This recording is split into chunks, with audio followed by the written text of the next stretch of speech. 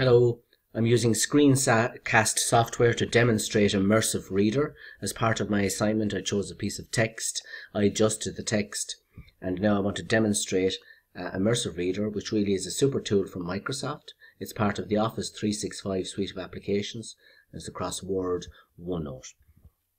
And it really is helpful for a beginner reader, somebody maybe with dyslexia, or indeed people learning English as a second language. So once the article is sitting in Office 365, we can go to the View tab, and here we find the Immersive Reader button. So I'm going to click on that, and the reading then will appear in its Immersive Reader form.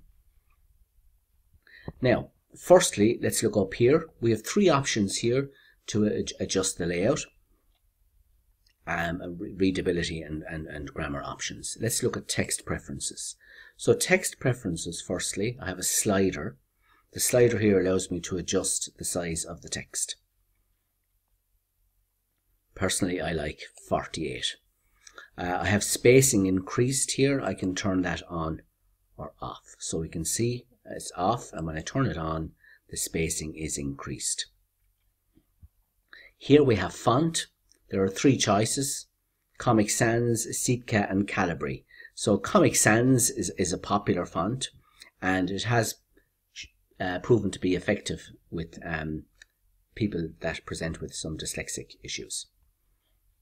Similarly, themes, I have it in a cream theme, kind of sepia theme, but that can also be changed into something like this, which may prove harsh. Green, there are more colours. My own preference is for cream themes. They have proven to be helpful. Next, I want to move on to grammar options. I'm going to turn off the spacing here.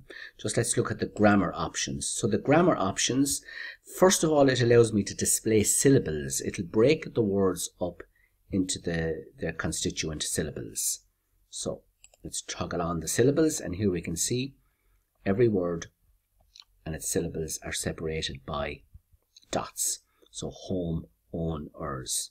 And that is always very helpful when it comes to spelling, reading, and maybe perhaps in an English second language setting, core drilling of words.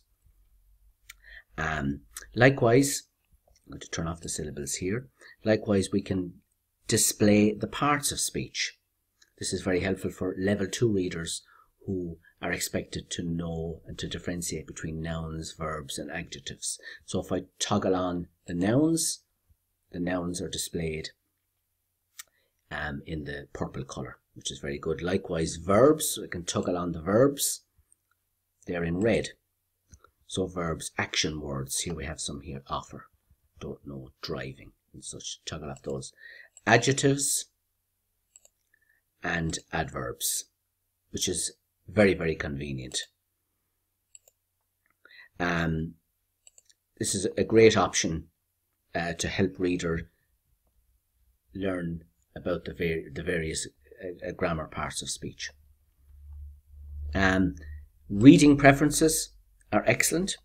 Now, the first thing I'm going to talk about here is the line focus. The line focus allows me to home in on just the current line that we might be reading.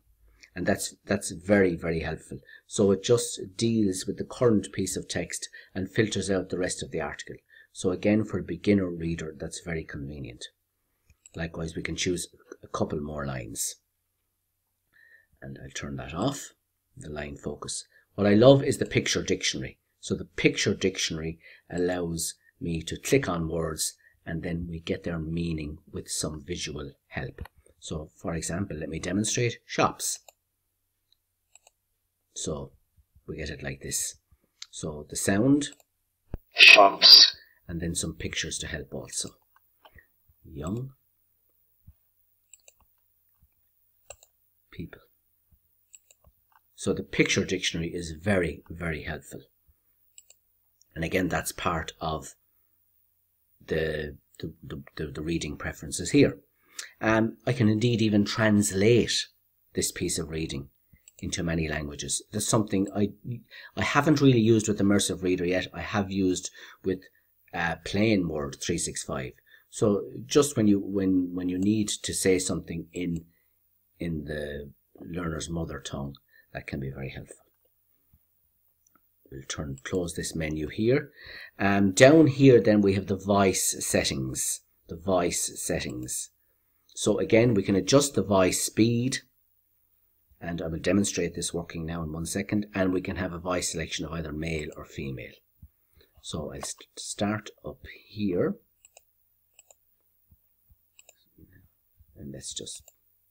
Now a generation of young people who don't know their wall plugs from their spanners is driving a new trend. Do it for me. Faced with customers better at building websites than wardrobes, DIY chains are answering the need. So we can see how it reads aloud. It's not perfect. No doubt the voice is a bit robotic, but again, it will help. Let's just have a quick look at the female voice, the male voice, I should say. Need. Dunelm, the furniture retailer, has developed a self-sticking wallpaper. Just the difference is moot, really. And again, the speed can be adjusted. I may just adjust the speed here to 1. Let's try this. Wallpaper. This had done away with the need for paste and sells a self-adhesive vinyl that looks like tiles to spare customers grouting and fixing. Perhaps a bit too fast. Let's just try this again. When I notice the dictionary is working, I might just turn off the dictionary here. I just like to try the line. Faced with customers better at building websites than wardrobes, DIY chains are answering the need. I like that particular option.